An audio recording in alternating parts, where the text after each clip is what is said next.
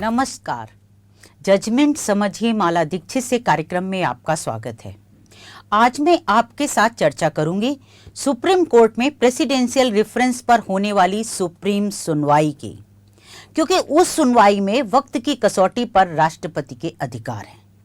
ये बात मैं इसलिए कह रही हूं क्योंकि राष्ट्रपति द्रौपदी मुर्मू ने सुप्रीम कोर्ट को रेफरेंस भेजकर 14 कानूनी सवालों पर राय मांगी है और उन 14 सवालों में सबसे अहम सवाल यही है कि क्या सुप्रीम कोर्ट राज्य विधानसभा से पारित होकर आने वाले बिलों पर निर्णय लेने के लिए राष्ट्रपति और राज्यपाल के लिए कोई समय सीमा तय कर सकता है। राष्ट्रपति ने पूछा है कि जब संविधान में राज्यपाल और राष्ट्रपति के विधेयकों पर निर्णय लेने के लिए कोई समय सीमा तय नहीं की गई है, तो क्या सुप्रीम कोर्ट न्यायिक समीक्षा करते हुए राष्ट्रपति और राज्यपाल के लिए समय सीमा तय कर सकता है? तो राष्ट्रपति की ओर से जो भेजे गए 14 सवाल हैं, जो रेफरेंस भेजा गया है, उस पर सुप्रीम कोर्ट की 5 न्यायाधीशों की संविधान पीठ मंगलवार से सुनवाई शुरू कर रही है। इस सुनवाई में तय हो जाएगा कि जो 2 न्यायाधीशों ने इस संबंध में फैसला दिया था वो सही है या नहीं। तो ये एक बहुत बड़ी चीज इस सुनवाई के बाद तय होनी है। इस पूरे मामले को अगर हम समझना चाहें तो थोड़ा सा इसकी पृष्ठभूमि भी जान लेते हैं। उससे आपको जो मैं बात बता रही हूं वो ज्यादा समझ में आएगी कि सुप्रीम कोर्ट रेफरेंस पर क्या कहने वाला है या रेफरेंस में क्या सुप्रीम कोर्ट से पूछा गया है और ये रेफरेंस की नौबत क्यों आई है, क्यों रेफरेंस भेजा गया है। ये सारी चीजें आपको साफ हो जाएंगी जब आप थोड़ा सा इसका बैकग्राउंड जानेंगे। ऐसा हुआ था कि सुप्रीम कोर्ट के 2 जजों की पीठ ने इसी अप्रैल में एक ऐतिहासिक फैसला सुनाया था, जिसमें कहा था कि राज्यपाल द्वारा राष्ट्रपति को विचार के लिए भेजे गए राज्य विधानसभा से पास विधेयक पर राष्ट्रपति को 3 महीने के भीतर निर्णय लेना होगा। तो ये पहला मौका था जबकि सुप्रीम कोर्ट ने राष्ट्रपति के लिए समय सीमा तय की थी। उस फैसले में जो सुप्रीम कोर्ट ने जो फैसला वो दिया था उसमें राष्ट्रपति के लिए ही सिर्फ नहीं बल्कि राज्यपाल के लिए भी समय सीमा तय की गई थी कि राज्यपाल को भी तय समय में निर्णय लेना पड़ेगा। उस फैसले में ये भी कहा गया था। उस फैसले में सुप्रीम कोर्ट ने कहा था राष्ट्रपति के बारे में कि अगर राष्ट्रपति को उस पर निर्णय लेने में, बिलों पर निर्णय लेने में कोई देरी होती है तो राष्ट्रपति तय समय में निर्णय नहीं ले पाते, उसका उनको उचित कारण रिकॉर्ड पर देना होगा। यानी वो कारण बताएंगे कि क्यों तय समय में नहीं लिया गया निर्णय। बिल पर उनको तय समय 3 महीने की जो समय सीमा सुप्रीम कोर्ट ने तय की है उसके अंदर क्यों नहीं निर्णय लिया गया, कार्रवाई की गई, तो उसका कारण बताएंगे। और ये जो कारण है जो राष्ट्रपति देंगे वो संबंधित राज्य यानी जिस राज्य का बिल होगा उसको भी सूचित किया जाएगा, बताया जाएगा। ये सुप्रीम कोर्ट का जजमेंट था। तो सुप्रीम कोर्ट ने उस जजमेंट में और एक बात कही थी। उसने जो बिल को अनिश्चित काल के लिए दबा के बैठ जाने की प्रवृत्ति है उस पे भी टिप्पणी की थी और सुप्रीम कोर्ट ने ये कहा था कि संविधान का अनुच्छेद 201 जो है उसमें राष्ट्रपति के पास कोई पॉकेट वीटो नहीं है, न कोई पूर्ण वीटो है। यानी कि राष्ट्रपति जो है अनिश्चित काल के लिए बिल को दबाकर नहीं बैठ सकते। सुप्रीम कोर्ट ने उस फैसले में कहा था कि अनुच्छेद 201 में शैल डिक्लेयर शब्द का इस्तेमाल किया गया है। शैल डिक्लेयर, तो इसका मतलब है कि 2 में से एक विकल्प को राष्ट्रपति को चुनना होगा। या तो वो विधेयक को मंजूरी दें या फिर उस पर मंजूरी रोक लें। तो सुप्रीम कोर्ट के जो पीठ थी 2 जजेस की, वो भी मैं बता दूं कौन थे। ये फैसला, ऐतिहासिक फैसला देने वाली पीठ में थे जस्टिस जेबी पार्डीवाला और जस्टिस आर महादेवन। इन 2 न्यायाधीशों की ये पीठ थी और ये अभी बीते 8 अप्रैल का फैसला है जो कि सुप्रीम कोर्ट ने तमिलनाडु सरकार की याचिका पर दिया था। तमिलनाडु सरकार ने उस मामले में राज्यपाल RN रवि द्वारा लंबे समय तक 10 विधेयकों को दबाए रखने और फिर जब विधानसभा ने दोबारा वो 10 विधेयक पारित कर दिए तो राज्यपाल ने उन विधेयकों को फिर राष्ट्रपति को भेज दिया था विचारार्थ। इसी चीज को राज्य सरकार यानी तमिलनाडु सरकार ने सुप्रीम कोर्ट में चुनौती दी थी और उसने कहा था कि राज्यपाल को या निर्देश दिया जाए कि हमारे बिल जो इतने दिन से हैं उन पर निर्णय लेने का। तो उसी पर यह ऐतिहासिक फैसला सुप्रीम कोर्ट ने सुनाया था और उस ऐतिहासिक फैसले में जो 8 अप्रैल का फैसला था, उसमें एक और बात बहुत ऐतिहासिक हुई थी, या कह दीजिए पहली बार हुई थी भारतीय लोकतंत्र में, भारतीय न्याय व्यवस्था में। तो वो ये थी कि सुप्रीम कोर्ट ने अनुच्छेद 142 में मिली विशेष शक्तियों का इस्तेमाल करते हुए उन 10 विधेयकों को जो तमिलनाडु के थे, उनको सीधे सीधे अपने आदेश से मंजूर घोषित कर दिया था। तो देश में ये पहली बार हुआ था कि जबकि राज्यपाल की मंजूरी के बगैर सीधे सुप्रीम कोर्ट के आदेश से विधेयक कानून बन गए। तो ये जो 2-3 चीजें थी, ये इसका जब फैसला आया तो इस पर देश भर में बहुत प्रतिक्रिया हुई थी। ये जो विपक्षी दल है, विपक्षी पार्टियां हैं, उन्होंने तो फैसले की बहुत सराहना की थी, लेकिन इधर जो सत्ता पक्ष के कुछ नेता थे, उन्होंने उस पर सवाल उठाए थे कि आखिर सुप्रीम कोर्ट राष्ट्रपति के लिए समय सीमा कैसे तय कर सकता है? जब संविधान में समय सीमा नहीं दी गई है तो फिर सुप्रीम कोर्ट कैसे तय कर सकता है?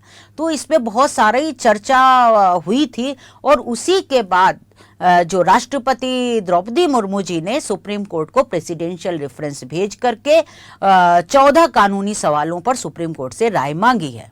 हालांकि प्रेसिडेंशियल रेफरेंस में सीधे तौर पर उन 2 न्यायाधीशों के फैसले को कोई चुनौती नहीं दी गई, ना उसका कोई रेफरेंस दिया गया है, क्योंकि कानून की ये भी एक तय व्यवस्था है कि सुप्रीम कोर्ट के किसी जजमेंट के बारे में सीधे तौर पर आप रेफरेंस नहीं भेजा जाता है, राष्ट्रपति रेफरेंस नहीं भेजते।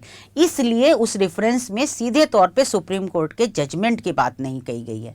लेकिन जो 14 सवाल पूछे गए हैं, उसके सवाल जो हैं वो सुप्रीम कोर्ट के 2 जजों की पीठ ने जो फैसला सुनाया था, उसमें जो व्यवस्था तय की है, उसी के इर्द गिर्द घूमते नजर आते हैं। पूरे 14 सवाल उसी पर है।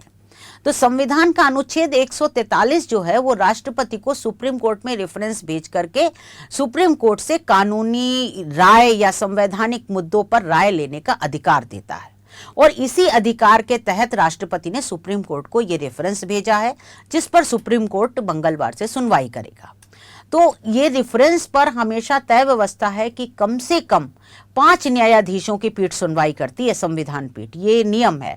तो इस रेफरेंस पर भी 5 न्यायाधीशों की पीठ सुनवाई कर रही है, जिसमें chief justice of India justice BR Gavai और उसके अलावा 4 और न्यायाधीश हैं, justice Suryakant, justice Vikram Nath, justice PS Narasimha और जस्टिस AS चंदुरकर। ये 5 न्यायाधीशों की संविधान पीठ है जो इनके रेफरेंस पर सुनवाई करेगी। तो अब इस सुनवाई में यही तय होगा कि 2 न्यायाधीशों की पीठ का जो फैसला था, उसमें राष्ट्रपति और राज्यपाल के लिए विधेयकों पर मंजूरी की समय सीमा तय की गई थी, वो ठीक थी कि नहीं। यानी सुप्रीम कोर्ट को ये अधिकार है राष्ट्रपति और राज्यपाल के लिए समय सीमा तय करने का कि नहीं। यही बात जो है वो इस रेफरेंस में जब भी राय आएगी सुप्रीम कोर्ट के सामने तो यही आएगी और इसी पर विचार किया जाएगा। यही मेन मुद्दा है, मुख्य मुद्दा, मुख्य कानूनी सवाल है जिस पर सुप्रीम कोर्ट विचार करेगा। तो सुप्रीम कोर्ट राष्ट्रपति और राज्यपाल के लिए समय सीमा तय कर सकता है कि नहीं तय कर सकता, ये सारी चीजें जो होंगी, जिन पर दलीलें रखी जाएंगी, सारे केंद्र सरकार रखेगी, सारे राज्य सरकार रखेंगी, क्योंकि मुद्दा राज्य का भी है। राज्य से जो विधेयक आते हैं ये उन्हीं की बात हो रही है, सिर्फ ये केंद्रीय या संसद द्वारा पारित विधेयकों की बात नहीं हो रही है। इस रेफरेंस में ये रेफरेंस जो है वो राज्य से आए विधेयकों पर राष्ट्रपति के विचारार्थ जो भेजे जाते हैं उन्हीं से जुड़ा मुद्दा है। तो इसलिए सुप्रीम कोर्ट ने इस पर रेफरेंस पर केंद्र सरकार और सभी राज्यों को नोटिस जारी किया था कि वो अपना जवाब जो है वो दाखिल कर दें। तो सुप्रीम कोर्ट का जो फैसला आएगा वो भी इसी मुद्दे पर होगा, लेकिन उसमें भी सीधे तौर पर शायद सुप्रीम कोर्ट के जो पूर्व फैसला है 2 न्यायाधीशों का उसका जिक्र नहीं होगा, क्योंकि रेफरेंस में जिक्र नहीं है। और रेफरेंस में भी क्या होता है, सुप्रीम कोर्ट जब कभी भी रेफरेंस पर अपनी राय देता है तो वो भी प्रश्नवार ही दी जाएगी कि पहला प्रश्न ये राष्ट्रपति ने पूछा है, इसका जवाब ये है, इस पर मेरी राय ये है, ओपिनियन कही जाती है। और एक बात और मैं यहीं पर आपको बता दूं कि जो सुप्रीम कोर्ट ओपिनियन भेजेगा वो ओपिनियन भी बाध्यकारी नहीं होती है, वो ओपिनियन ही होती है, वो राय ही होती है। तो प्रेसिडेंशियल रेफरेंस पर सुप्रीम कोर्ट ने सभी राज्यों और केंद्र को नोटिस जारी करके जवाब मांगा था। अब उस पर केंद्र सरकार ने जो अपना जवाब है, लिखित दलीलें हैं, सॉलिसिटर जनरल तुषार मेहता ने दाखिल कर दी हैं और उनमें केंद्र सरकार ने यही कहा है कि सुप्रीम कोर्ट जो है वो समय सीमा नहीं तय कर सकता है राष्ट्रपति और राज्यपाल के लिए। केंद्र सरकार का ने जो ये बात कही है वो इस आधार पर कही है कि संविधान में सरकार के 3 अंग माने गए हैं, कार्यपालिका, विधायिका और न्यायपालिका। तो उसने कहा है कि संविधान में इन तीनों अंगों के लिए जो है वो कार्य बंटवारा है, सबका क्षेत्राधिकार अलग है। एक क्षेत्राधिकार में दूसरा संस्था, दूसरा अंग जो है वो दखल नहीं देता। तो केंद्र सरकार का ये कहना है कि अगर सुप्रीम कोर्ट न्यायिक समीक्षा में समय सीमा तय करेगा राष्ट्रपति और राज्यपाल के लिए, जो कि संविधान में नहीं कही गई है, तो इसका मतलब है कि एक अंग वो शक्ति का इस्तेमाल कर रहा है जिसका अधिकार संविधान में उसे दिया ही नहीं गया है। यानी कि जो एक अंग है, न्यायपालिका है, वो दूसरे के क्षेत्राधिकार में दखल दे रही है। दूसरी चीज केंद्र सरकार ने ये भी कही है कि अगर संविधान में नहीं लिखी गई है कोई समय सीमा और सुप्रीम कोर्ट अपने आदेश से समय सीमा तय करता है, तो इसका मतलब होता है कि सुप्रीम कोर्ट संविधान में संशोधन कर रहा है जिसका उसे अधिकार ही नहीं है। सुप्रीम कोर्ट संविधान में संशोधन नहीं कर सकता, कोई कानून में संशोधन नहीं कर सकता। तो ये भी केंद्र सरकार ने कहा है।